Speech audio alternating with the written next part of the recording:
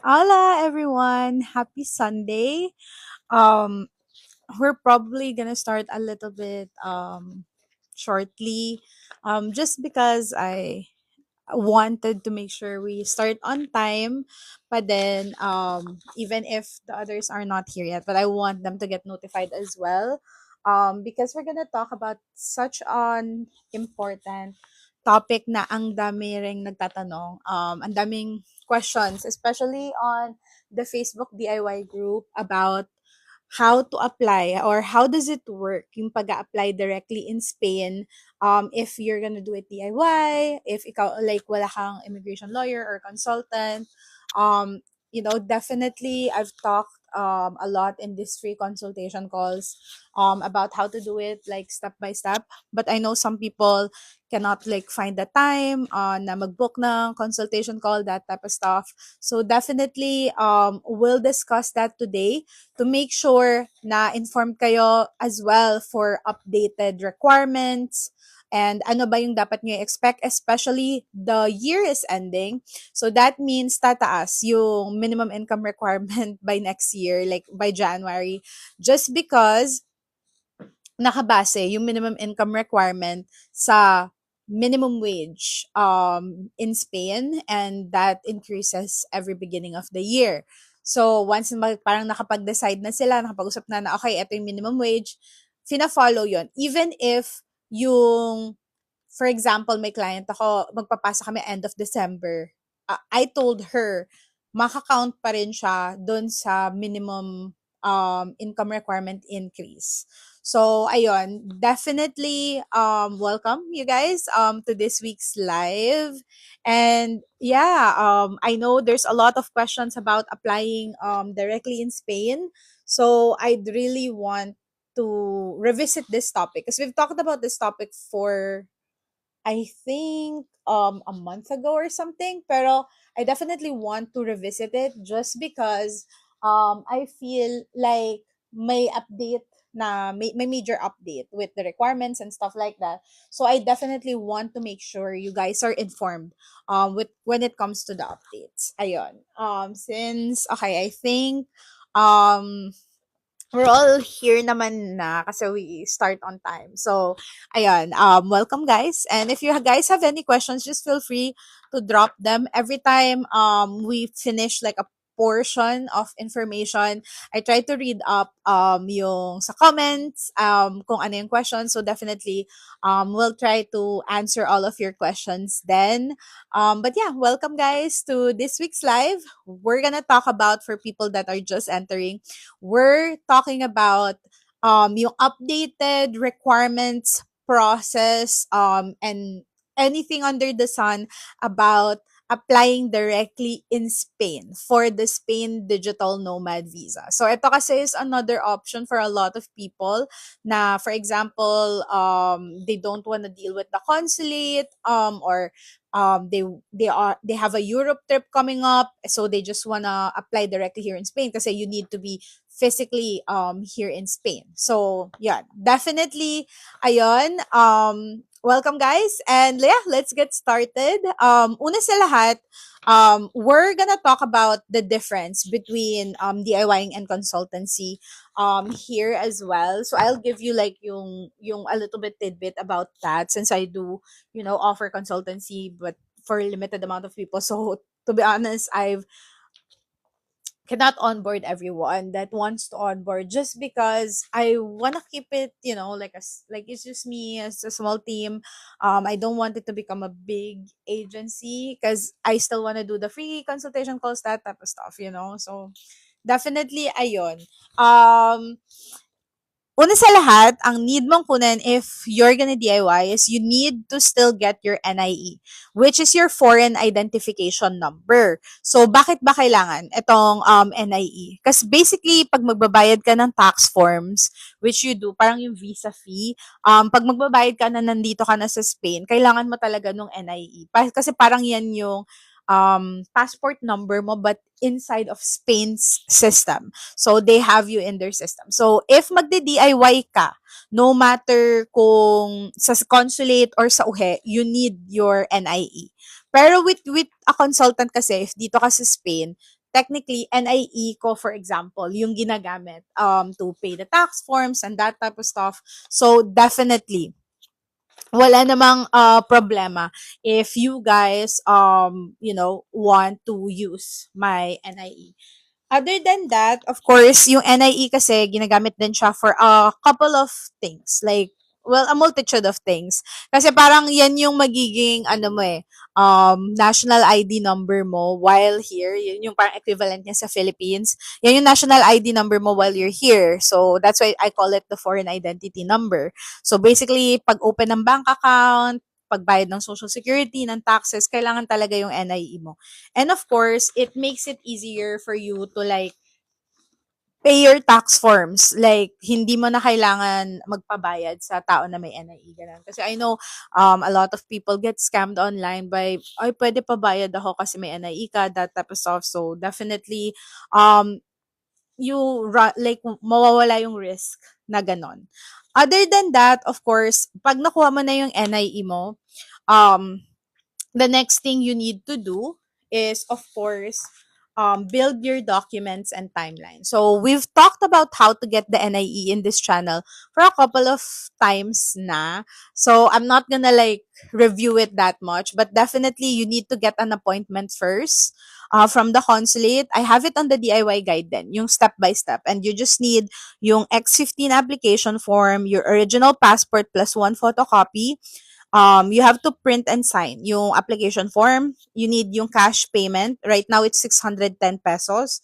And of course, kailangan din nung tax form, 790,012. And kailangan din yun na pirmahan. So other than that, we also talk about how to fill out those forms. So definitely, you just need to review it here in this channel naman. Ayun. And then of course, once meron ka na nung NIE, you need to start building your document list and timeline. So, ito, what I tell people is, of course, we have document list dun sa DIY guide. But the DIY guide is pretty much, I tried to be as specific as possible, but to be honest, it's still a general guide. Kasi depending, like for example, kung degree yung gagamitin mo, kung 3 years work experience yung gagamitin mo, kung may ITR ka ba, may SSS ka ba, it would differ kung ano yung document list mo. So, if you're DIYing, I highly suggest beginning pa lang, kailangan organize ka na. I don't know how you organize or what works for you as an organization process. Because for me, I try to like handwrite tasks kasi I feel like mas mabilis ko siya yon nadadigest yung task na kailangan kong gawin for the day. But also, I use app sheet. Like, I use Trello or Monday.com, ganyan, to keep me organized with documents and stuff like that. So, definitely, eto yung first step mo. Ano ba yung mga documents na kailangan? Kung wala kang document na to, for example, wala kang ITR, ano yung pwede mong ipalit dyan? Mga ganon.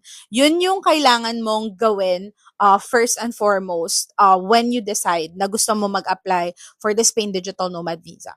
Kasi may iba na they jump the gun na nag-a-apply na ng Schengen Visa and then they get approved, tapos tsaka pa lang sila magbe-build ng document list nila.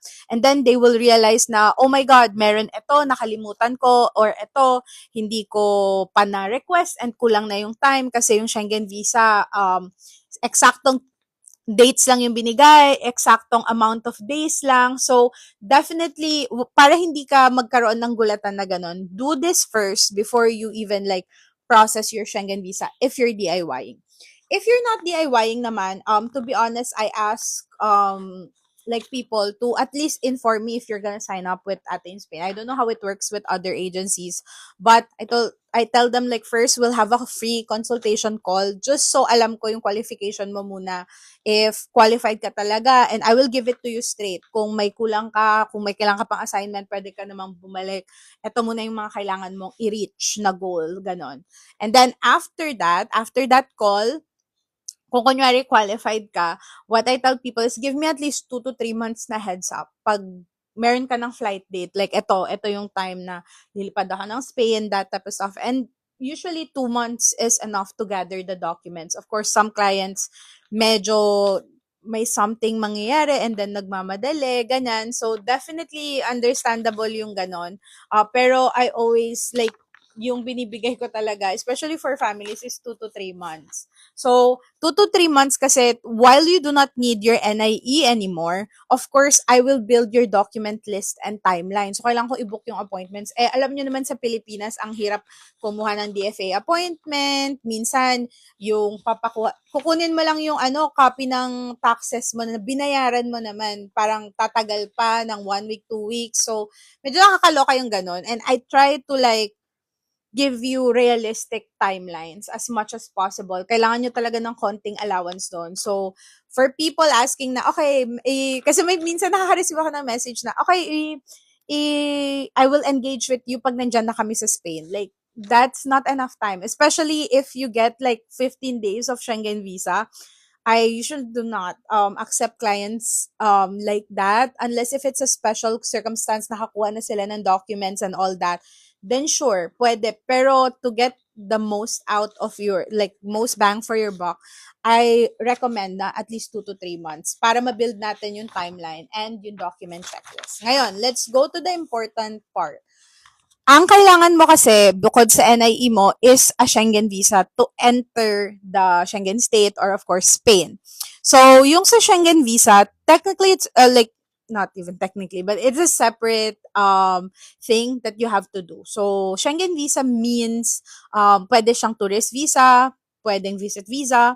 Some clients, it's a different type of digital nomad visa na coming from, for example, Portugal, na approve sila doon, but now they want to switch to Spain, or for example, they get approved for the Malta Digital Nomad Visa, yun yung gagamitin nila to enter, and then ayun, tsaka sila lilipat ganyan sa Spain. So, yun, definitely kailangan lang physically inside of Spain ka pag mag-a-apply ng digital nomad visa kasi they ask for proof na nasa Spain ka at the time of application, which it basically means is yung either stamp sa passport mo or yung declaration de entrada, which basically means yung declaration of entry na nakukuha din naman to sa airport. That's why I tell people na dun sa major airports pumasok, like either sa Asturias, sa Madrid, or sa Barcelona airport, para to make sure na, alam mo yun, parang dito kasi para din siyang sa Philippines na, yes, technically, ganito yung process sa website. Ito, alam mo, ito talaga yung process. Pero minsan kasi may mga other airports na they haven't heard of the declaration de entrada pa, ganyan. So, medyo may back and forth pa bago ka mabigyan. So, yon, definitely, that is something na you have to like think about when booking your flight going to Spain. But of course, once na nakakuha ka na ng Schengen visa, doesn't matter if it's a tourist visa, if it's a visit visa, ganyan. Someone even corrected how I speak. Like, I'm sorry, I do not know how to pronounce it proper. Kaya you're so much better than me. But definitely but definitely kailangan mo muna 'yon before ka makapag-move on to the next step. Kasi what I tell people is, kailangan meron ka munang fixed date. Like, kailan ka pupunta talaga ng Spain. Kasi, what I do or I find very effective is that pagkapasok mo pa lang ng Spain, pagkadating mo ng hotel or Airbnb nyo, mag-apply ka na kaagad. So, dapat lahat ng documents mo ready na for submission before your flight. So, ngayon, etong Schengen visa mo, kailangan mo siya kunin at least 3 months before. You can get your Schengen visa like 6 months prior to your travel date. But of course, minsan kasi mahirap yung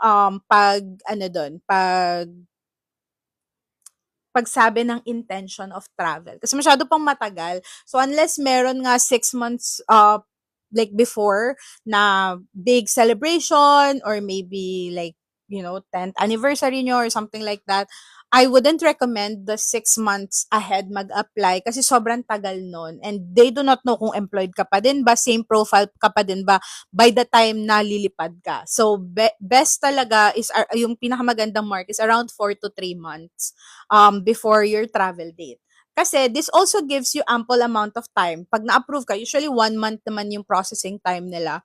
Medyo malaki na nga yung 1 month as processing time. But definitely, pag na-approve ka ng Schengen visa, then ready ka na to start the implementation stage. Kasi nakapag-strategize ka na, may document list ka na, may timeline ka na for your digital nomad visa. Ngayon, i-implement mo na lang siya. So, ano yung mga una mo dapat kunin? May mga documents na nag-expire. So, that's why I tell people, kailangan alam mo muna. Like, sigurado ka muna kung kailan ka lilipad to Spain bago ka magkuha ng mga documents, especially yung mga nag-expire. Like your NBI, yung mga need na i-apostle na documents, yung certificate of good standing, ganyan. So definitely, isa-isahin natin yung requirements. So I do have this on the DIY guide, but of course, let's go through them one by one. Una sa lahat is yung passport. So of course, you need your passport. Lahat ng pages yan kailangan mo ipakita, including yung may stamp ng nag-enter ka na ng Spain. Usually what you should do, to be honest, is i-scan mo na lahat before ka pa magpunta ng flight. And then, pag na-stampa na yung passport mo, tsaka mo na lang picturean ng cam scanner, tapos i-insert mo na lang doon sa PDF para at least meron na lahat doon. Like, maganda yung other pages mo, yung pagka-scan, and yung stamp lang sa passport mo, yung medyo wonky yung itsura. But other than that, make sure then yung validity ng passport mo is for at least 3 years.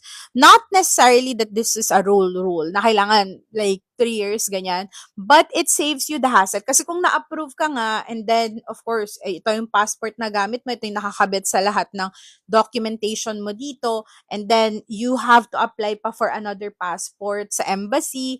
So just to save you that hassle, I would suggest to renew your passport early if pa-expire na siya in less than 3 years.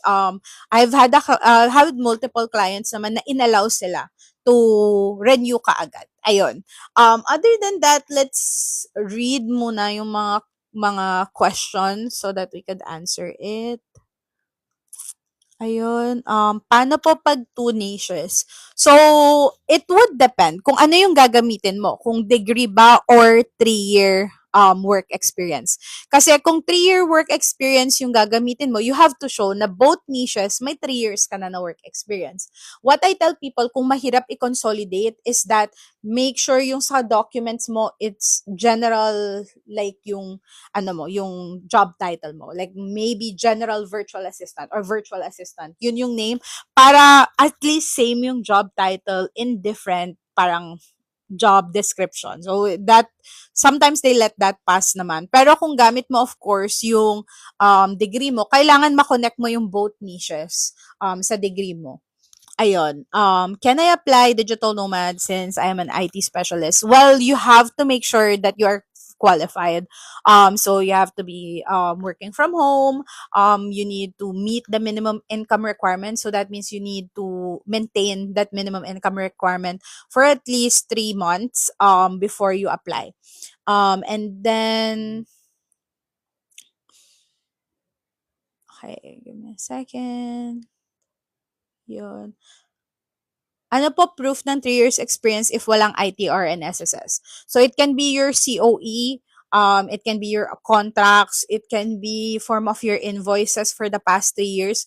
Pero right now, this ITR and SSS is more of a compliance check rather than an experience. So not necessarily they're asking for this para makita yung years of experience mo, but they are looking for this because they want to make sure na compliant ka. Kasi kung sa Philippines pa lang hindi ka na nagbabayad, 'di ba? Then how much more if sa Spain?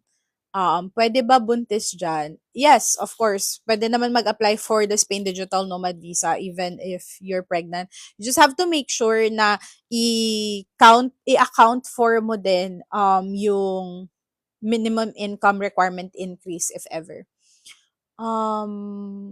Okay. I mean, di naman lahat ng freelancers may monthly salary na nasa standard ng digital nomad visa. Yeah, I definitely agree.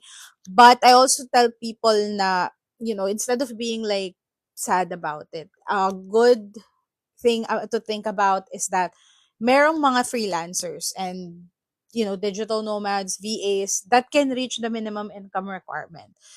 So I don't think you're any different than them. So maybe this is yung yung sign mo from the universe na kailangan mo na magtaas ng presyo Um, okay, I think that's all the questions that we have. Okay.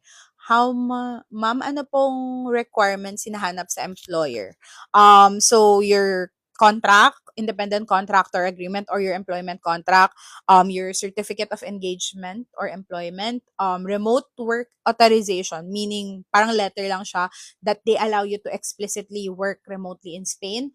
And then kailangan of course yung invoices mo, your payslips, and then your certificate of good standing nung company. Yung certificate of good standing can be ano to, public document to, para siyang nasa business registry. Think about it as parang DTI registration, alam mo yung ganon. So ito is pwede mo siyang kunin kung hindi mo siya makuha with your client. Pwede mo siyang kunin na hindi mo na sila istorbohin. Ayun. How much monthly dapat? So for one person applying here in Spain in 2025, it's 2,763 euros per month.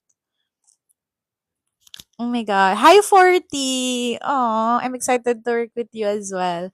What if po may 3 years experience na pero 1 year pa lang yung ITR?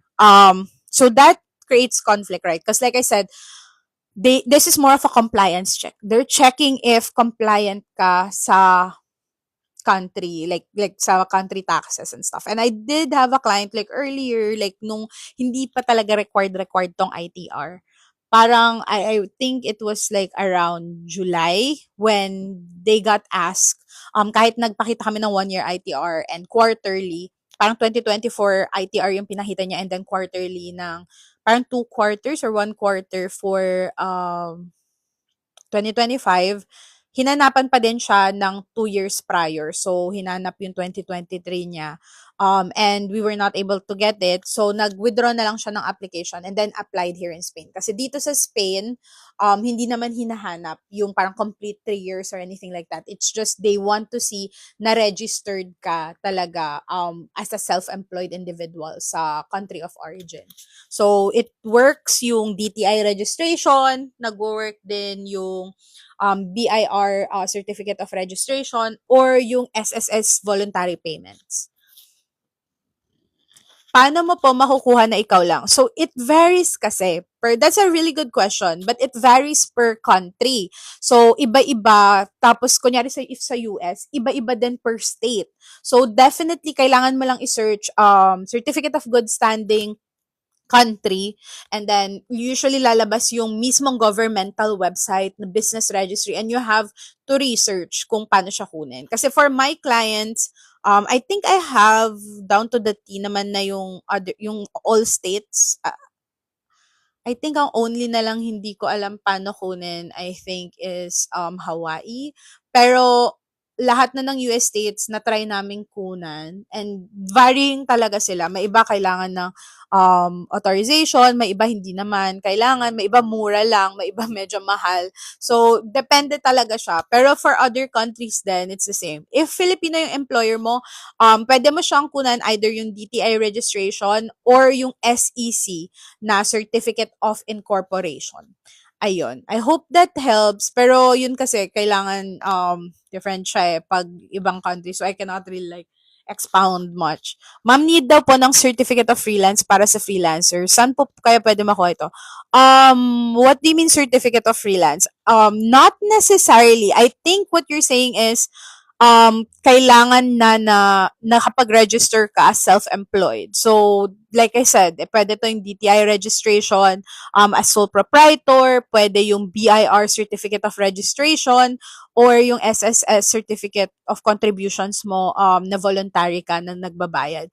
So, yun yung hinahanap nila recently. And this has to be apostilled and sworn translated. Ayun. Okay, balik tayo sa list of requirements. So, after nung passport and of course nung proof that you're physically in Spain, the next part is the application form. So, yung application form, you just need to fill it out, and then pwede yung e-sign doon. So, pwede mo siyang ilagay lang yung digital signature mo, yung PNG doon. Hindi mo naman siya kailangang ano. Pero pwede mo na to i-prepare beforehand.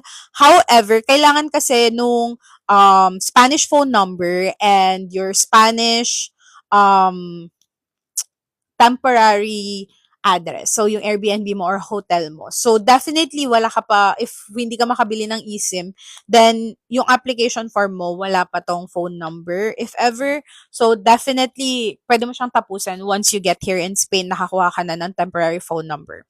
Then, of course, kailangan din nung receipt of the paid tax form. So, the payment for each individual is 73.26 euros. So, yun yung parang visa fee. But definitely, pwede mo tong bayaran on your own. So, usually kasi ako muna yung magbabayad and then re-reimburse na lang sa akin ng clients. But you can pay this on your own. You just need to bring it, print mo, and bring it to the nearest bank near you. Tapos, pwede, uma-accept sila ng cash naman doon. Other than that, of course, you need yung proof na employed ka for this client. So, sino yung ide-declare mong client? So, it can be either an independent contractor agreement or employer contract talaga. Other than that, of course, kailangan nandito sa contract na to kung kailan ka nag-start, name ng company, name mo, magkano yung compensation mo, ano yung hours mo, and of course, kailangan dito na indefinite yung contract. So, what do we mean by an indefinite contract? That means hindi siya mag-end like 6 months from now, hindi mata-terminate, walang length of service yung contract. Kasi with that, kung ano lang yung length of service mo, or actually if less than a year yung length of service mo, ide-deny ka nila. Kasi saan mo kukunin yung pag-meet mo sa minimum income requirement if after 6 months wala na tong client mo. So, kailangan indefinite talaga siya na contract. Then, of course, kasama niyan, kailangan meron din yung invoices or payslips and bank statement mo.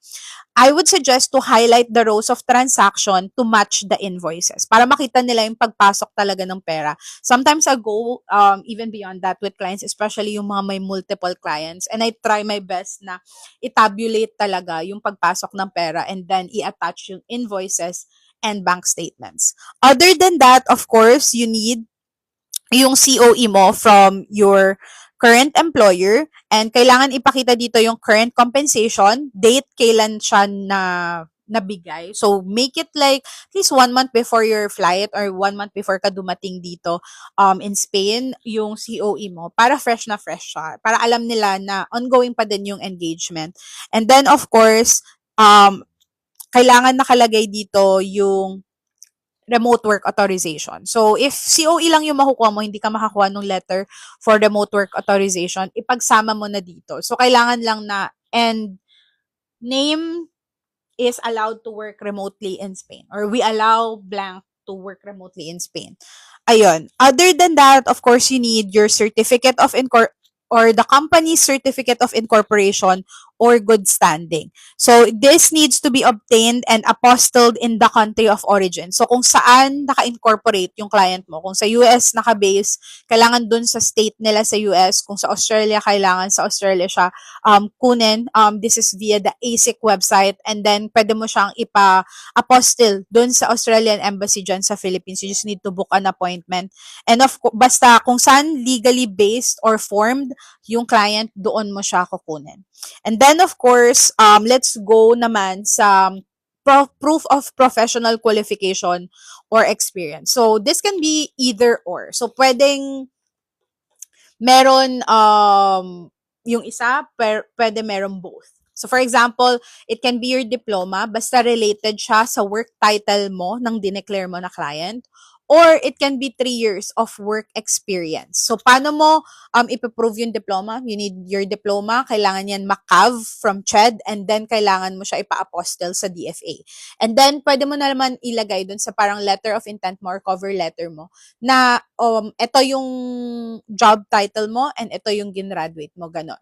So, it's kind of simple when it comes na degree yung gagamitin mo. However, if 3 years work experience mo, it's also possible, but you need to show COE from previous employer. So, kailangan nakalagay doon una, kailan na-release tong COE na to, wala namang date, it can be an old COE from your previous employer, wala namang problema yun. I mean, gets naman nila na, syempre, di ka naman na doon nagwo-work. So, probably yung COE na meron ka is COE from when you ask for it before. And then, kailangan nakalagay doon yung tenure mo. So, kung kailan ka nag-start sa kanila versus kailan ka nag-end sa kanila. And that has to match yung CV mo, yung curriculum vitae mo, kasi ipapasa mo din yon, and that needs to be simply translated. So, pwedeng ChatGPT mo na lang ipa-translate. Hindi na kailangan sworn translated.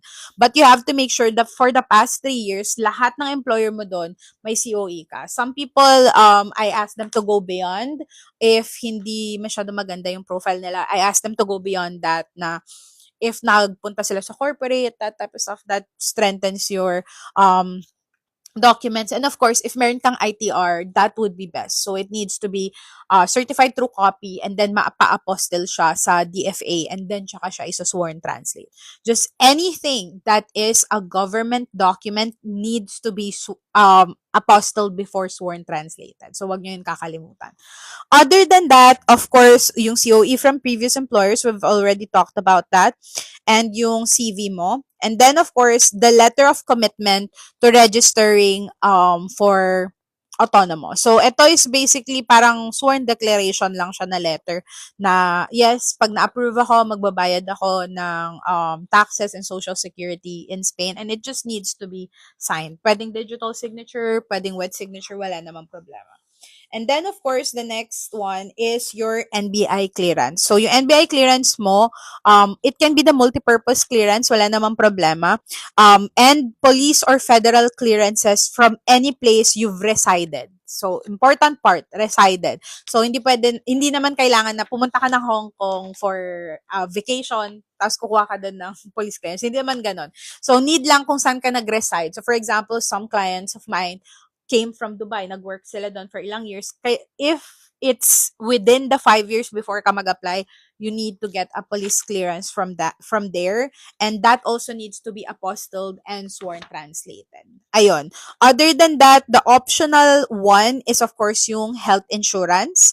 So optional lang naman to. It can be a public or private insurance na authorized to operate in Spain and must cover all the risks insured by Spain's public health system. So, I definitely recommend Feather pa din with this one kasi cancelable siya after a month, like monthly yung payments niya. Tapos, anytime, pwede mo siyang i-cancel, and you can sign up din naman with the link in my bio.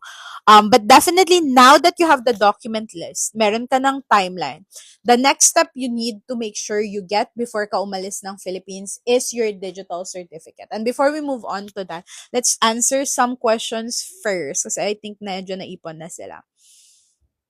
Okay. Hi po. Ika-count po kaya towards required income ang monthly bonus and annual profit share?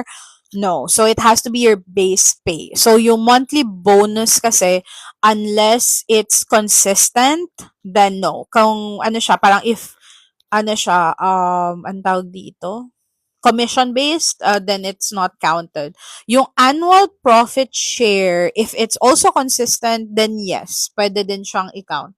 Saan po kayo nagtapos? So, my degree is not actually related to my work experience because I now work in IT field, so I'm a web developer. But I actually graduated BS Forestry in UPLB. Note taken po. Thanks, ma'am. Okay. Ayan. Thank you so much for sending hearts. Paano po pag walang ITR? So, it definitely is a problem, but dito naman kasi sa Spain, recently, hindi pa naman sila naghahanap pa din ng ITR. Pero ngayon, naghahanap na sila nung like I've discussed, yung DTI registration as a sole proprietor or yung BIR certificate of registration or yung yung SSS voluntary payment. So any of those, and kahit hindi siya backdated, usually like ngayon tinatanggap pa nila. Maybe it's cannot be like, kasi ang iniisip ko, baka kaya hinahanap nila to. Kasi ang wording nila for this additional document request is any of this. kahit saan mga to. So, iniisip ko siguro nagko-compile sila, ano ba yung dapat hingin per country? Kasi siya, of course, there are a lot of countries that apply for the digital nomad visa. So, I think they're trying to be picky and which one ba yung kailangan nilang hanapin for Filipinos, ganyan. What if individual po yung client and not a company, but I've been working for more than a year na? So that's definitely a problem because it has to be you as an individual contractor or employee with a company. So hindi siya pwede if individual. Anong docs po pwede ma-reuse from Schengen visa to DNV? Actually parang wala. Parang walang mare-reuse. I don't think so. DTI registration pwede kumuha po nun anytime. Yes, definitely. Tama po ba 180K PHP minimum income? So I don't wanna deal with Philippine pesos kasi I feel like sobrang bilis nung pagbaba ngayon ng Philippine pesos. So to be mas sure kayo, pwede nyo naman siya i-search sa Google yung equivalent ng 2,763 euros. Right now kasi I think it will be around to 190K something, ayun. So, parang last week lang, parang 180K pa siya. Pero, ayun, bumababa na kasi yung value ng USD versus euro, and I think USD is very na apektuhan talaga yung Philippine peso. So, yeah, ayun. Yun yung minimum income requirement. How many clients do you have? When I applied, I only declared one client because and it can be the same for you guys. You only really need yung kung ilan yung clients na kailangan mo to reach the minimum income requirement. So, you don't have to, kunyari, multiple yung clients mo, pero kung itong client lang naman, enough na siya for the minimum income requirement, then definitely you can just use that. So, isa lang kasi talaga yung full-time ko in-accept kasi hindi ko kaya yung masyadong madami. And since I'm a web developer, I just accept parang mga website maintenance na clients, that type of stuff, or parang mag-website build na parang project-based or part-time, ganun. Ayun lang naman. And we can move back na sa, okay, ito na yung after mo makuha yung or magawa mo na yung document list mo, nakuha mo na yung mga hindi mag-expire na documents, ganyan. And then, of course, you have to get a FNMT digital certificate. So, how do I explain the digital certificate? So, the digital certificate, it's a online app, parang i-install mo siya sa computer mo, and this is Spain um way of validating na ikaw yung nag-access ng website. So, for example, alam niyo yung pag magbubook kayo for your NBI or your DFA, tapos may OTP or may username, may password. So, to not deal with any of that, here in Spain, what they did is you have this digital certificate, use this to access the website, and information mo agad yung lalabas. So, it's a really good way to, like, siguro, dami nakakalimutan password, that type of stuff. And as long as installed siya sa computer mo or sa phone mo, then you're good. So, ayun.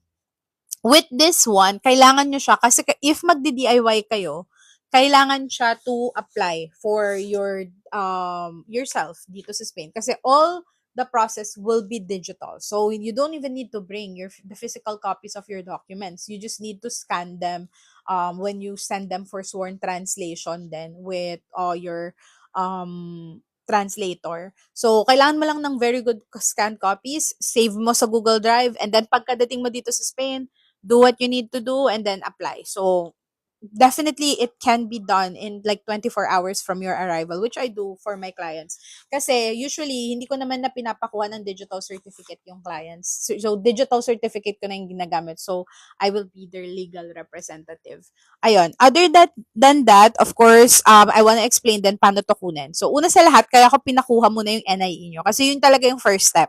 Kasi you cannot even access the site to request for a digital certificate if wala kang NIE. So, kailangan mag-send ng email request ulit sa consulate there in Manila or whatever consulate you are in. And then you can get the digital certificate in any consulate of Spain So the receiver's email can change depending on where you will get it. So I do have it on the DIY guide, yung Philippine one.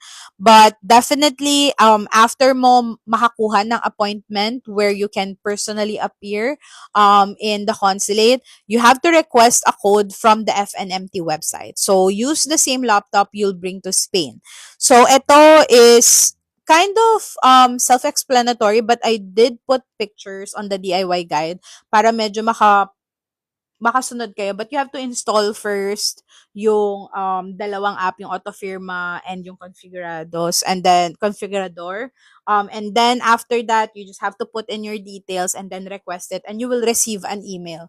Kasi you need that email to verify your identity at the consulate. So bring all the requirements, which is your original and one photocopy of your biodata page ng passport mo, proof of your NIE or yung NIE certificate na nare-receive mo via email, 2 copies of form that will be emailed by the consulate. So, in-email to ng consulate pagka nakakuha ka na ng appointment. Sinasama nila to sa email.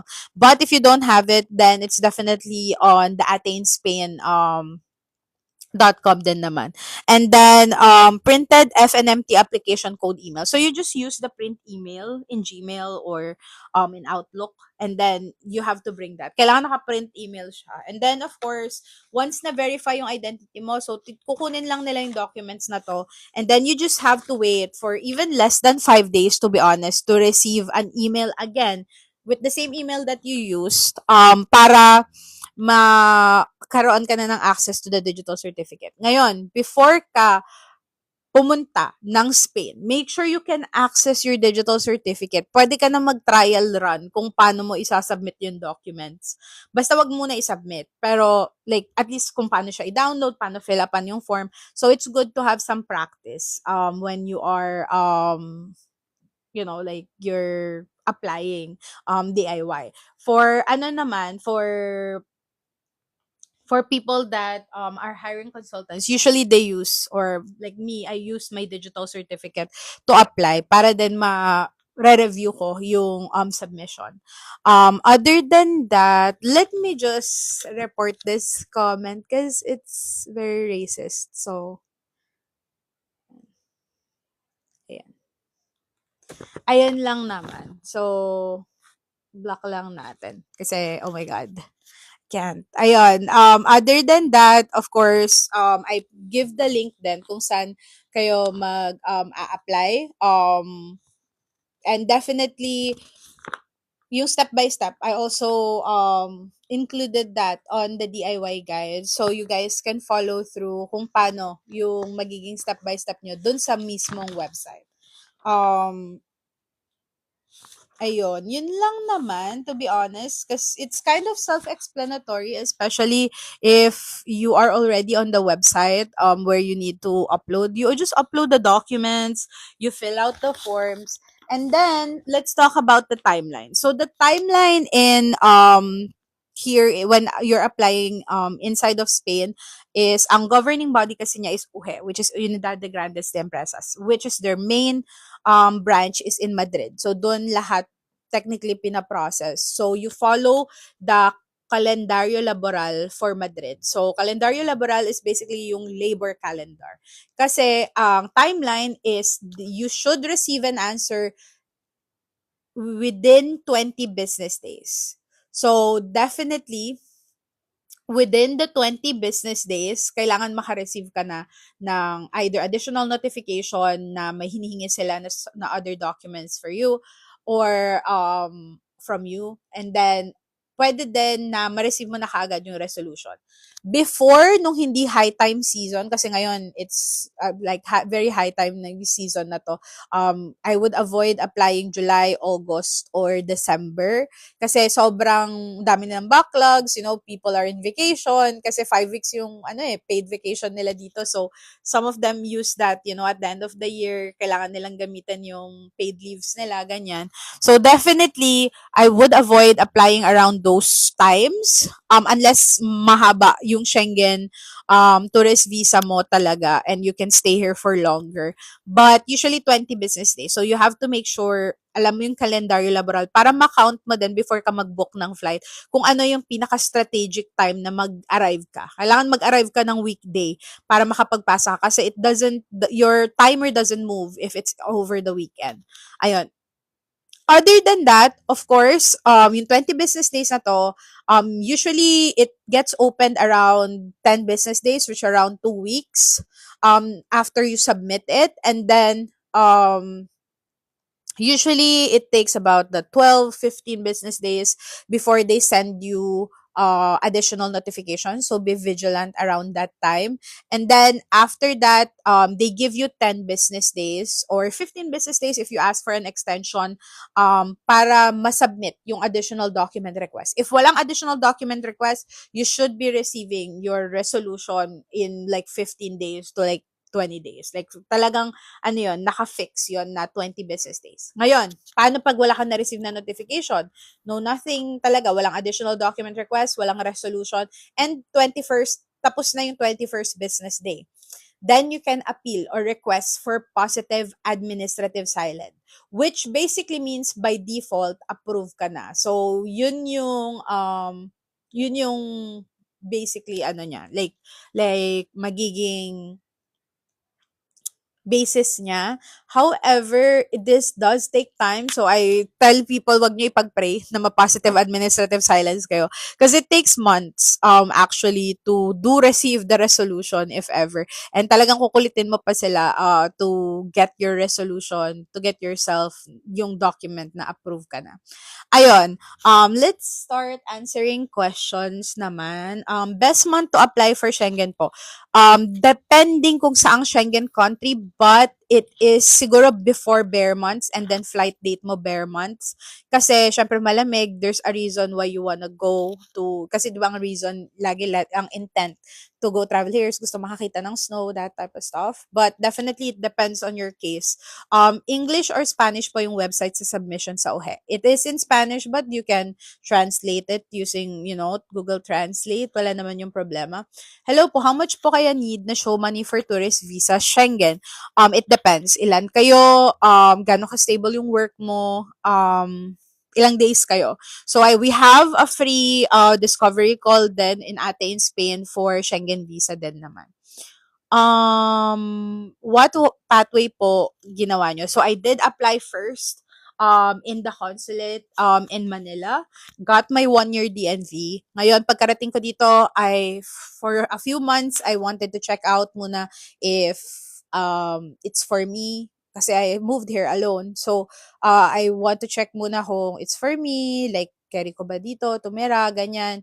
And then, after a few months, I applied for the 3-year residency via the digital nomad visa path. And then, after I got granted ng 3-year, we're still waiting for like, citizenship.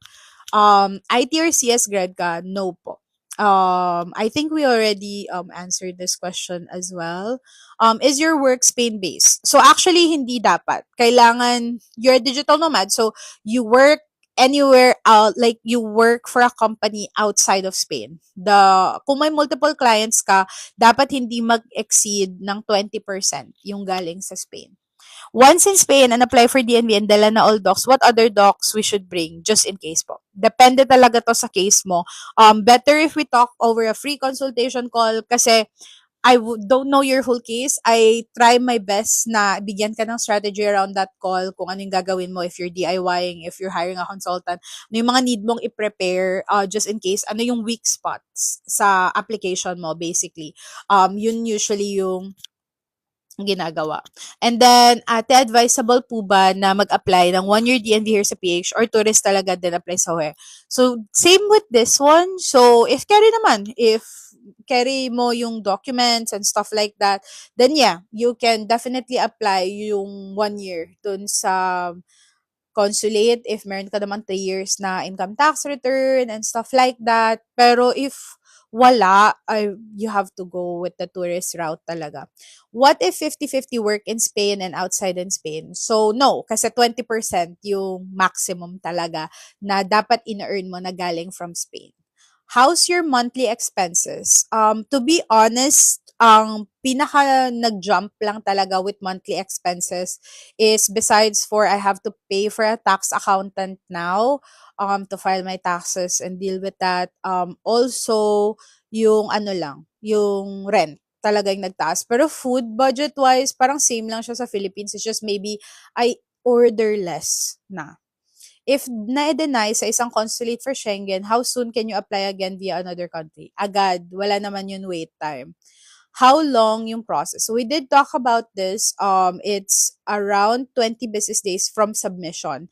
Pero yung process itself, that really depends on how fast you can get documents and stuff like that. So we can definitely talk about the timeline and stuff like that.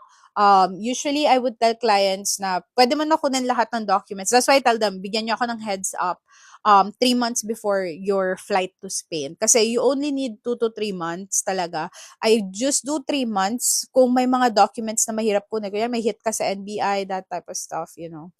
How long in average to get Schengen visa results po? So it really depends kung saang Schengen visa country ka. May iba na mabilis, may iba na matagal. Like sa Spain, before 5 business days lang meron ng sagot. And same with, I think, France. Yeah.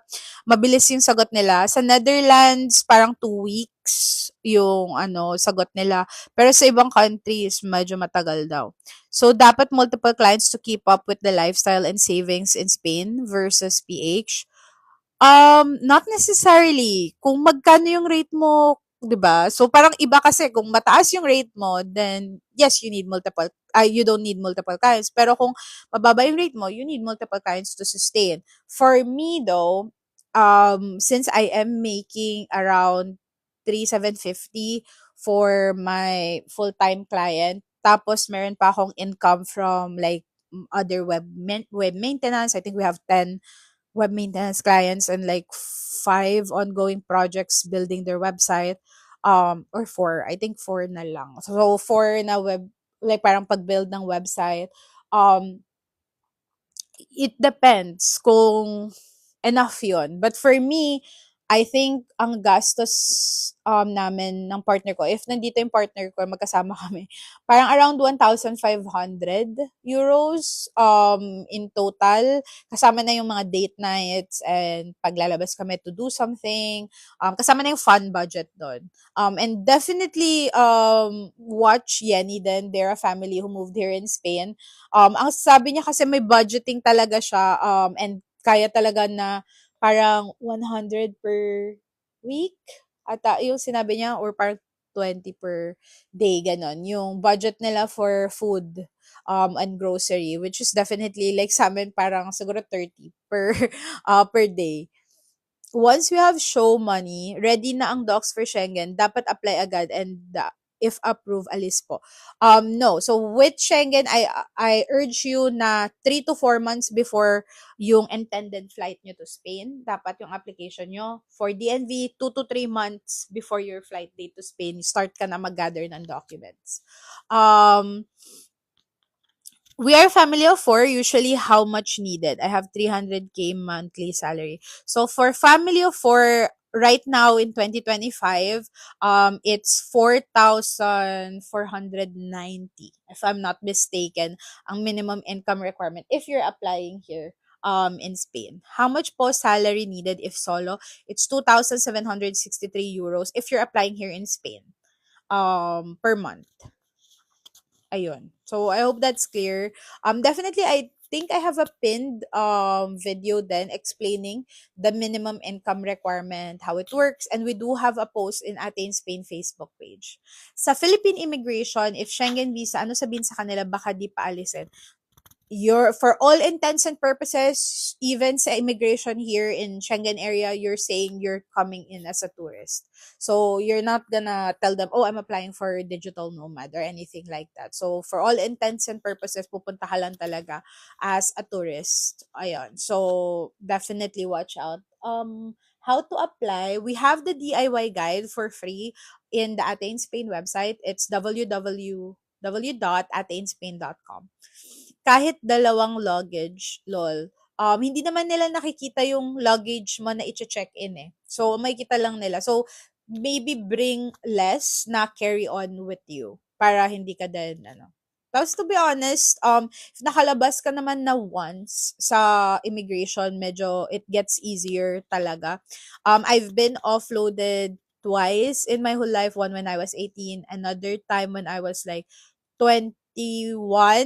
So, I've been offloaded. Like, I'm traumatized. Like, when I tell you traumatized, traumatized talaga. Even with my clients, I give them a pre-flight guide, like walking them through paano yung mangyari sa immigration and stuff like that. Like, ang lala. So, ganun ako ka-traumatized with Philippine immigration. But, yeah, I definitely get you. OMG, paano skincare ko? Lol, may Korean and Thai products, saan bili dyan? Maybe you can find the alternatives. Pero meron ditong, Olive Young. Olive Young ba yung tawag dun? Parang Olive Young na website. And of course, they have Amazon here. Pero ako kasi, I feel like I wanted to test out, mag-iba yung skin mo. Like here, my skin got really dry. Lalo nung pagkarating ko kasi is around winter time. So sobrang lamig. So I switched up my whole skincare routine. Kasi super oily yung skin ko in the Philippines. Tapos dito parang naging dry siya.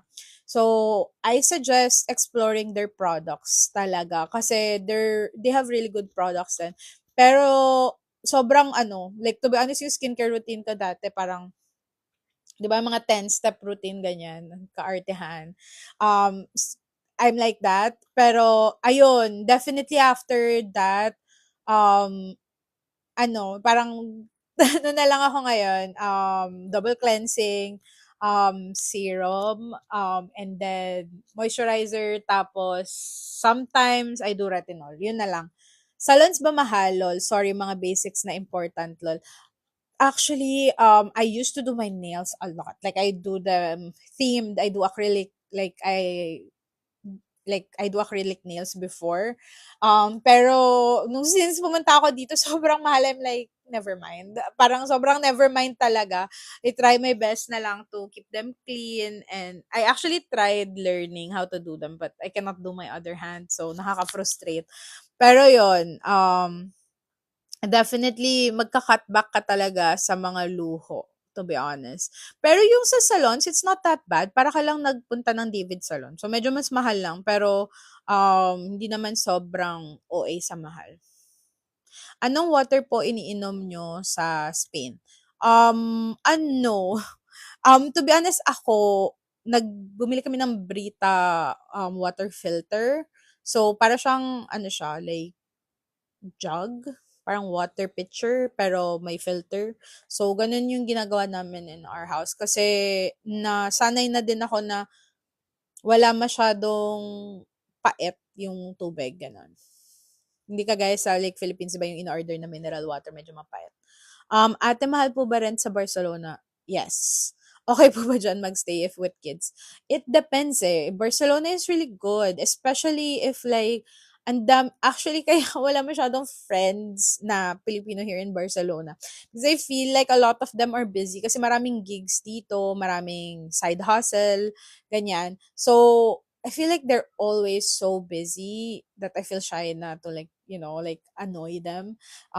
But definitely, yun yung maganda sa Barcelona. So if you do have your partner with you na mag-work here in Spain, because your adult dependents can work here in Spain, definitely 100% recommend living in a major city if merong job opportunity doon. However, if wala, then I suggest you stick to like a little bit of a smaller place here in Spain. How much po yung apartment mo? We got lucky in this apartment kasi minana namin to. And it's very old. Minana namin siya sa sister-in-law ko because she's been here studying and she's married now and stuff like that. So she's been here for like 7 years. Pero suswertehan lang kami dito, but it's 750 for a two-bedroom. Um, are there opportunities po ba na accountants planning to work in Spain? I wouldn't know kasi the digital nomad visa is sa labas yung clients namin. So I cannot really work for clients inside of Spain. Possible pa rin kaya ako ma-approve if 3 months yung ipe-present ko na BS. Ano yung BS? BS tourist. I'm not sure yung BS. Ano pa na? Bank statement? Yes. So, pwede naman na 3 months lang yung hinihingi nila na bank statement. Pero of course, if yung contract mo and everything, nare-reach mo na yung minimum income requirement before pa lang, mas better ipakita mo yung 6 months. Pero kung 3 months mo pa lang na-reach yung minimum income requirement, that's fine as well. I'm moving to Spain soon. Is Spain better than Canada? What's your opinion? I haven't been to Canada, to be honest with you, but I've had a lot of Canadian, like, not Canadian, but clients that are OFWs in Canada or masters sila sa Canada, and then the parang yung long-term plan nila didn't work out. Kasi 'di ba parang nagigipit na ngayon sa Canada.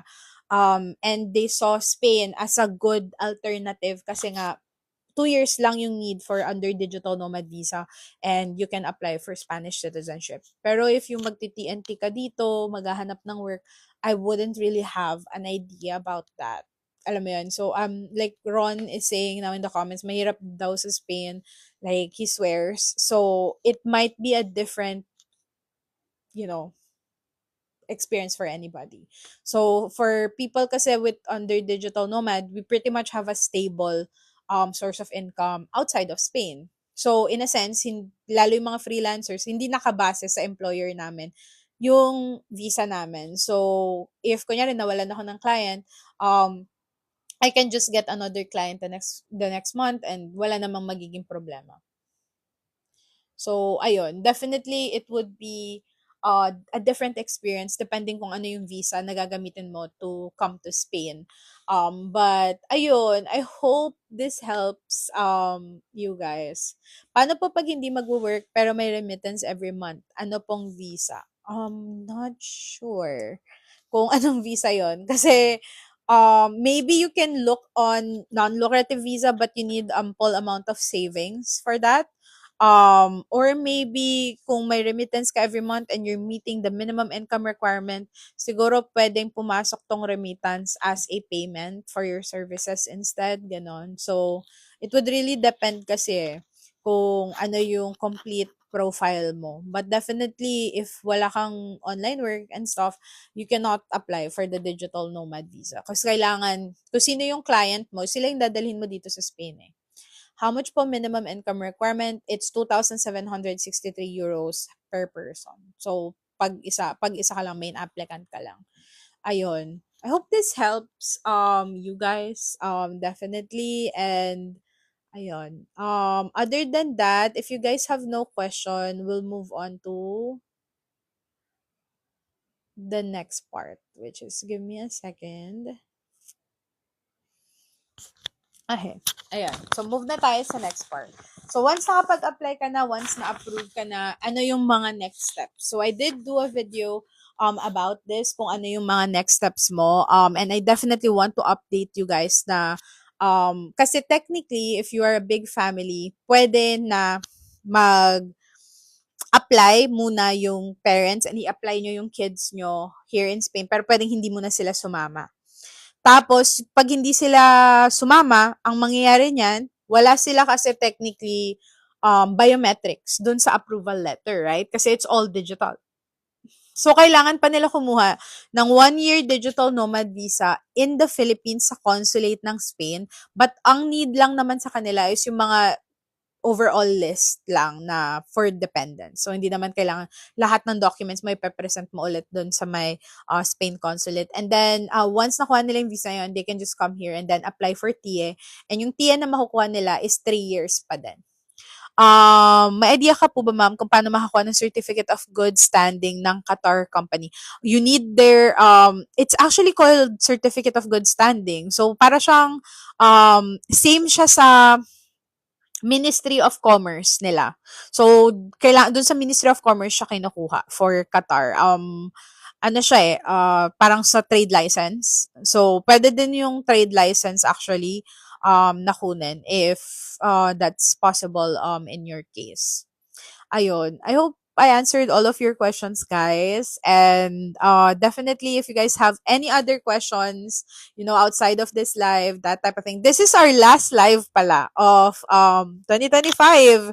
So I wouldn't be having the live next week because I'm taking the whole holiday season off. Maybe I'll do some live here and there, but probably it won't be like this.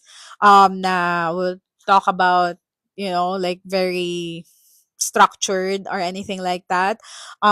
Definitely if we're going to the Christmas market, we're going to the Christmas market, the one of the biggest Christmas markets here in Germany. So we're traveling kasi right now. So yeah, definitely maybe do a live there. That would be fun to do.